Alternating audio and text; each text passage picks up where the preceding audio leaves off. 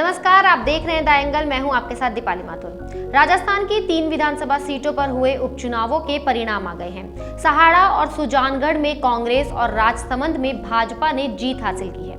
56 साल के इतिहास में ऐसा पहली बार हुआ है जब विधायकों के निधन से खाली हुई सीट पर उनके परिजनों ने चुनाव लड़कर जीत दर्ज की हो। कांग्रेस के लिए अच्छी खबर यह है कि उसने जीत का अंतर बढ़ाया है। वहीं भाजपा ने राजसमंद की सीट बचा तो जरूर ली, लेकिन चिंता की बात यह है कि जीत का अंतर काफी कम रहा। राजस्थान में हुए उपचुनाव में आरएलपी थर्ड फ्रंट की बड़ी पार्टी बनकर उभरी है।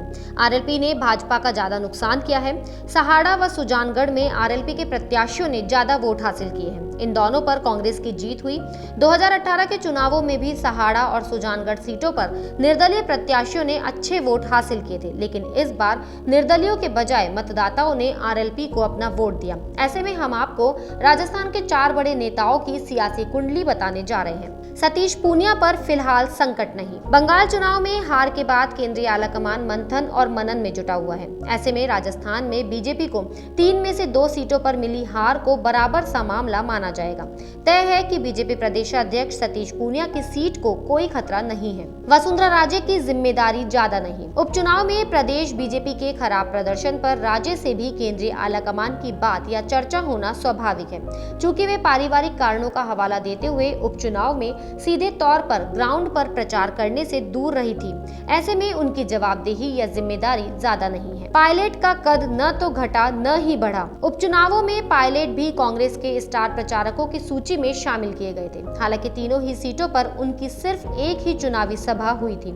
इसके अलावा चुनाव की तैयारियों से लेकर प्रत्याशियों के चयन तक में उनकी कोई सीधी भूमिका नहीं थी, इसलिए उनका कद न तो घटा और न ही बढ़ा। अशोक गहलोत का कद और मजबूत। 2 सीटों पर जीत से गहलोत का कद और मजबूत हुआ है। आने वाले विधानसभा चुनावों तक गहलोत इस जीत को ये कहकर भुनाएंगे कि जनता सरकार के काम और योजनाओं से खुश है।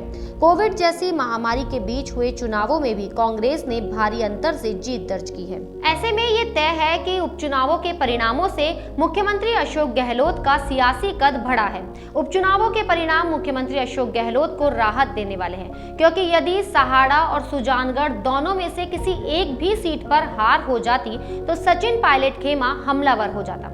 यही वजह है कि मुख्यमंत्री अशोक गहलोत के समर्थक उत्साह में हैं।